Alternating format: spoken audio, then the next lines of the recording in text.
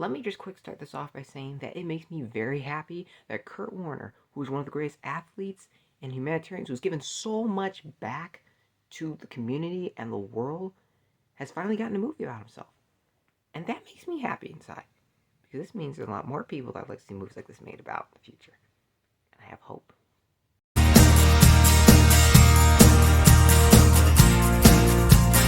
Hey guys, and welcome to my channel. I'm new here on YouTube, so please consider supporting me and my channel by subscribing, leaving a like, and a comment down below. But without any other further ado, let's talk about American Underdog.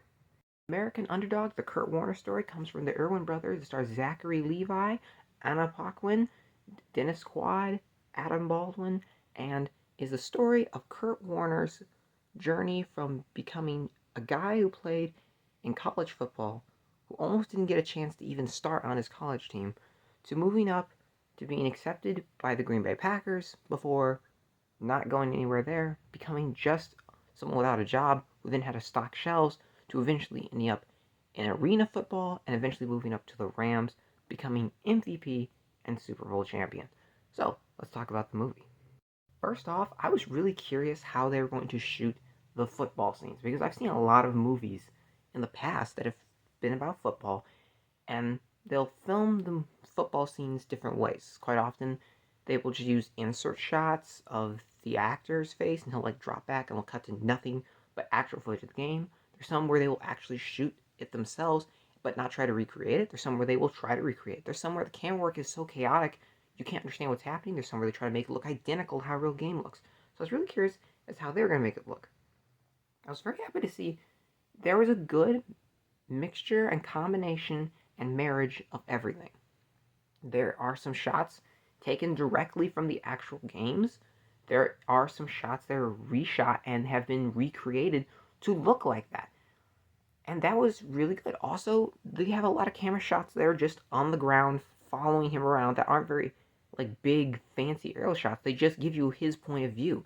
There's somewhere it just shows off his ability with the football by giving a wide of him dropping back. There's somewhere it shows the defense. It's really well shot from beginning to end in this movie. The cinematography in every shot, even when it's not involving football, is very good.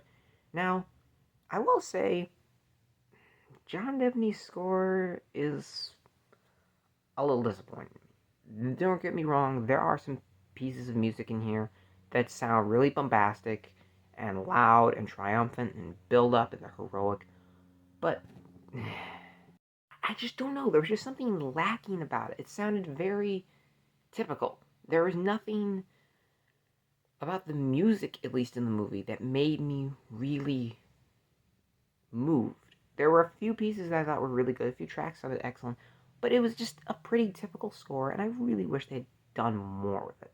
Aside from that, the performances, Zachary Levi, he embodies Kurt Warner beautifully. He reminded me of Kurt Warner so much. He got the mannerisms, the voice, the accent, everything down perfectly.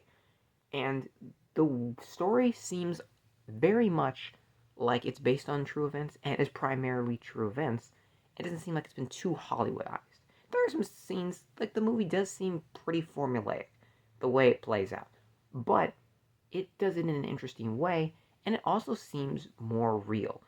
It doesn't seem very scripted and over the top and bright colors and stuff. And also, Kurt Warner and his wife are executive producers on this movie, so I'm sure they had a large say-so in what went into this picture and what actually was going on, because, they know it better than anyone else. Also, one thing that I want to really mention in this movie is Hayden Zeller, who plays Zach, who's the oldest son of Kurt Warner's wife. And he is a scene stealer. Every scene this little boy was in, I loved, and I was just looking at him the entire time. A lot of people have been saying they wonder why an Asian American boy is playing their son. Well, it's because the Warners wanted a real blind boy to play their son who was blind in real life. So the movie, this kid is blind and he plays the role. And I had no problem with that because honestly, I didn't look at it that way. And after a certain point, I just didn't even think about it. I was just like, that's their son and that's fine with me. And he's awesome. He's wonderful. He has this sincerity and this natural just charm about him in every scene, and I loved every single scene he was in this movie. The recreations of the games are excellent, like I said, but also the impersonations of famous people. There's one quick impersonation of Brett Favre, which is like a distance. That was the only one where I was looking, I was like, doesn't quite look like Brett Favre, not quite. But aside from that, everyone else does a really good job in impersonating the people that they need to impersonate in this movie. Also, the way it tells the story of Kurt Warner is excellent. It's not some ridiculous superhero story. It's very much a story about him as a person, mainly in his personal life. And the best sports movies are movies that don't focus on the sport, but focus on the person. That's exactly what this movie did. It is so well crafted that way. You enjoy being with them. You enjoy being with him and his family. And there's good humor in this movie. This movie has some of the best humor I've heard all year in a non-comedy. Actually, better than most of the comedies that I've seen all year. It's really, really good. It's very charming. It's very natural. The conversations feel like conversations real people have with each other and not like something that was written in a Hollywood script. It just is that good. Also, the way it tells the story to you, you relate to everyone in the story because you've been there in these kind of situations. And you understand that Kurt Warner and all these guys playing football are people behind these helmets and pads and stuff. There are people behind those things who have goals, who have dreams.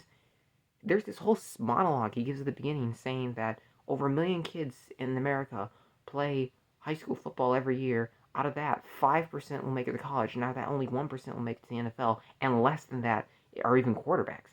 And that was a really big realization to me, and I was like, that's not a lot of people.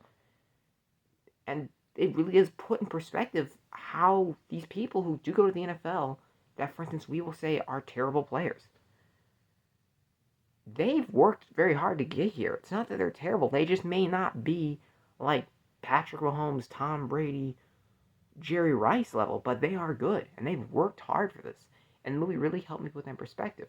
Also, we had a really great big audience. The theater was packed when we went to see this movie. So like every football scene that went on, the crowd reacted to it. Every joke, they reacted to it. My sister was with me, and she sat there the entire time. There was like a football scene, very quietly, like cheering and like going, and it was just cute. I was like, this is funny. Another problem I do have with the movie, this is about another more nitpick, is they gloss over the Super Bowl in the end. And I really wanted them to focus on the Super Bowl, especially because there's a slight bit of foreshadowing where they lose this Arena Bowl game he's playing, and the guy who catches the ball that he throws goes to reach for the end zone and he doesn't make it. Which, if you've seen the Super Bowl that he won with the Rams, the Titans went to reach for the end zone and didn't make it. And I was like, oh, foreshadowing, that's going to pay off in the end. But they don't, and they kind of just montage through it, and they're like, hey, it's Super Bowl champions, and it's a little let down. But aside from that, this movie's great. It does have some pacing issues. I think in the middle of the movie, there's one part where I was kind of like, this is getting a little slow. We got to pick up the pace. But they picked up the pace again, and I was fine with it after that. So overall, I'm going to give this movie 8 out of 10. I was very impressed by this movie. I love it.